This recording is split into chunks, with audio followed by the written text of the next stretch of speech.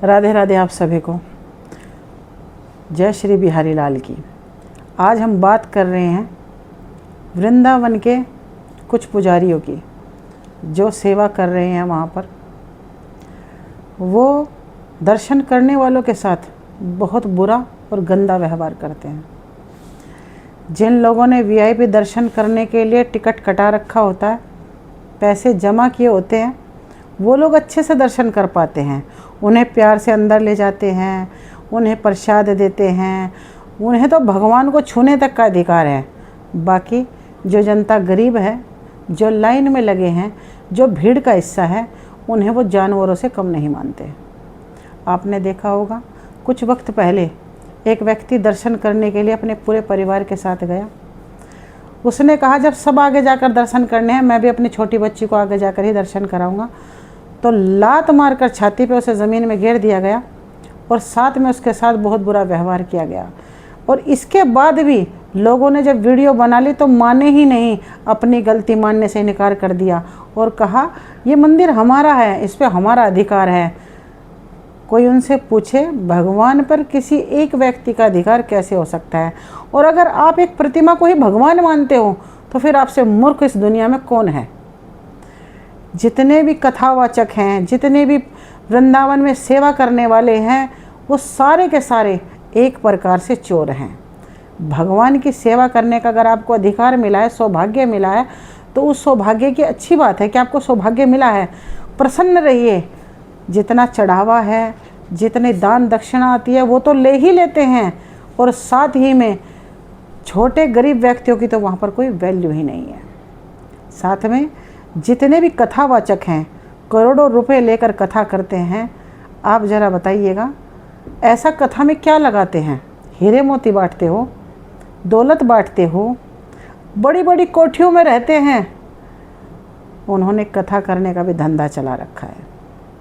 मैं मानती हूँ कि कथा करने में खर्चा होता है, पंडाल लगता है, 10 लोग लगते हैं, साथ में कथा कर रहे हो तो कथा करने से जितना पुण्य सुनने वाले को मिल रहा है तो आपको भी तो मिल रहा है ना। आप यही तो समझाते हो, कथा कराओ आपको पुण्य मिलेगा। कथा नहीं, कथा कराने वाले को पुण्य नहीं मिल रहा, कथा करने वाले को पुण्य मिल रहा है। कैसे? आप कथा कर रहे हो, कई करोड़ रुपए ले रहे हो, करोड़ों की संख्या में जब आप रुपए लेते हो और अपने आप को भगवान मान बैठे हो। चलो पैसों तक तो ठीक था, ऐसे दर्शन देते हैं जैसे प्रभु स्वयं आए हों। क्या श्रीमद् भागवत पढ़ने से आप भगवान हो गए? क्या आपको ये अधिकार दे दिया गया है कि आप गरीब व्यक्तियों के साथ दुर्व्यवहार करें, बुरा व्यवहार करें, उन्हें इंसान तक ना समझे? आप देखेंगे जो व्यक्ति कथा में भर भर के फल पैसा चढ़ाता है, उनके साथ तो वो सेल्फी लेते हैं बैठ करके, हाथ मिलाते हैं, चरण छूने पर उन्हें गले से लगाते हैं। वहीं जो व्यक्ति सिर्फ एक नारियल लेकर आता है तो नारियल रखते समय मुंह को इस तरह टेढ़ा करके और कहते हैं रख दो, महाराज जी हम फलाना, बाद में ठीक है। और बाद में उनसे अगर वो कुछ पूछना चाहते हैं कि मैं दुखी हूँ या मेरे से कुछ गलती हुई तो मैं उसे क्षमा कैसे मांगूँ, तो क्या कहते हैं? पहले दान पात्र में पैसे डाल दीजिए। तो मैं उन सभी पुजारियों से पूछना चाहती हूँ, ऐसा कथा में क्या कर देते हो? एक नॉर्मल इंसान भी, मैंने भी कई बार श्रीमद् भागवत पढ़ी है, मैंने भी कई बार कथाएं पढ़ी हैं, कही हैं, सुनी हैं। हमने तो कभी इतना पैसा नहीं लिया। मैंने कई वर्षों तक बहुत अच्छे से कीर्तन, जागरण सभी में हिस्सा लिया, लेकिन जो मिनिमम किसी ने अच्छे से दिया वो लिया, श्रद्धा के अनुसार। जब अगर किसी का मन था कि माता जी इतने ही दे करके हम आगे बढ़ेंगे, तो मैंने कभी ये नहीं कहा मुझे ये चाहिए। क्योंकि प्रभु का नाम बांटने अगर जा रहे हो तो उसमें धन का क्या मतलब है? मैं मानती हूँ कि आप गाड़ी से जा रहे हो तो उसका खर्चा आपको चाहिए होता है, क्योंकि ये आपका एक तरह से नौकरी है, घर चलाना होता है, उसके लिए भी पैसे चाहिए होते, मानते हैं। आपने देखा होगा वृंदावन में जितने भी कथावाचक हैं, कई 100 करोड़ की संपत्ति उनके पास है। टैक्स देने के नाम पे वो कहते हैं ये तो कथा है। कथा का भी कोई टैक्स होता है क्या? इतनी बड़ी बड़ी रकम कमाते हैं लेकिन किसी गरीब के कभी काम नहीं आते हैं। बड़ी बड़ी गाड़ियों में घूमते हैं और कहते क्या है, हम तो साधु हैं, कथावाचक हैं, हम तो भगवान की चर्चा को फैला रहे हैं। मैं मानती हूँ कि भगवान की चर्चा फैलाना ज़रूरी है, देखो चर्चा नहीं करेंगे तो आगे तक नहीं जाएंगे हमारे संस्कार। लेकिन संस्कार हो कहाँ रहे हैं? आप श्रीमद् भागवत पढ़ने बैठो 7 दिन में ख़त्म कर देते हैं। एक बार ज़रा ध्यान से कभी श्रीमद् भागवत पढ़ना, वो 7 दिन में ख़त्म नहीं होती।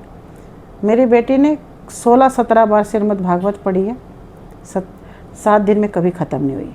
गर्ग संहिता पढ़ रही है, पिछले 1 महीने से चालू है, अब तक तो पूरी नहीं हुई।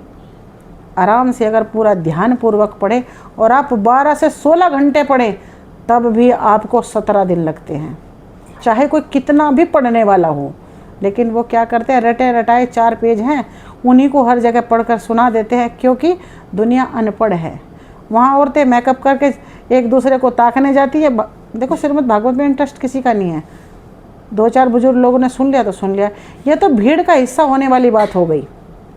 ठीक है, निधि वन में जितने लोग दर्शन करने जाते हैं, बहुत सारे लोग कहते हैं कि जो रात्रि में वहाँ रुक गया उसने अपना चोला वहीं छोड़ दिया, कैमरा लगा के रखा है, ये रखा है, वो रखा है।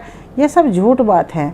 अगर भगवान होते तो आप एक बात बताओ, पूरी की पूरी नाव जब जमुना जी में डूब गई, क्यों नहीं डूबनी चाहिए थी ना? ऐसा कैसे हो सकता है? भगवान के मंदिर के सामने, प्रतिमा के सामने एक व्यक्ति को लात लात से मार कर अधमरा कर दिया, उनके ठीक बिहारी जी के सामने। तो भगवान कहाँ थे तब? ये तो देखो, मैं ये नहीं कहती कि भगवान नहीं है, भगवान एक आस्था है, हमारा मन है उन्हें मानने का। जो राजा होकर गए हैं उन्हें हम प्रभु की तरह मान रहे हैं, अच्छी बात है। मैं भी यही कहती हूँ, मानो, क्योंकि इंसान को जीने के लिए एक ना विश्वास, एक भरोसे की चीज़ चाहिए होती है। मानिए, लेकिन इतना अंधविश्वास मत फैलाइए कि सामने वाला आपको भगवान मान बैठे। कथावाचक हो, कथावाचक की तरह रहो। करोड़ों की संपत्ति इकट्ठी कर ली, गरीबों का खून चूस चूस कर जो तुम पैसा इकट्ठा कर रहे हो, एंट्री तक नहीं देते हो। अगर किसी के पास आपकी कथा सुनने का पास या पर्ची ना हो तो आप उसे वहाँ पर पंडाल में बैठने भी नहीं देते हो। कई जगह तो ऐसा है कि अगर पंडाल में आपके पास पर्ची नहीं है तो आपको बैठने भी नहीं दिया जाता है। इतना क्रूर व्यवहार होकर आप भगवान के प्रतिनिधि कैसे हो सकते हो? भगवान तो अपने बच्चों को कभी तकलीफ नहीं देते। पुजारी होकर, कथावाचक होकर आप सिर्फ भक्षक हो, रक्षक नहीं हो। मैं आप सभी से घृणा करती हूँ। अगर ऐसा व्यवहार आगे भी चलता रहा ना तो कलयुग तो चल ही रहा है, एक दिन आपको ना नरक में भी जगह नहीं मिलेगी, ये बात याद रखना। राधे राधे, राधे गोविंद। अगर आपको मेरी वीडियो अच्छी लगे तो कमेंट शेयर ज़रूर कीजिएगा, और अगर आप भी मेरे साथ हैं तो कमेंट में लिखकर ज़रूर बताइएगा मैं सही बोल रही हूँ या गलत। बोलो राधे गोविंद। सभी को राधे राधे, जय श्री कृष्णा।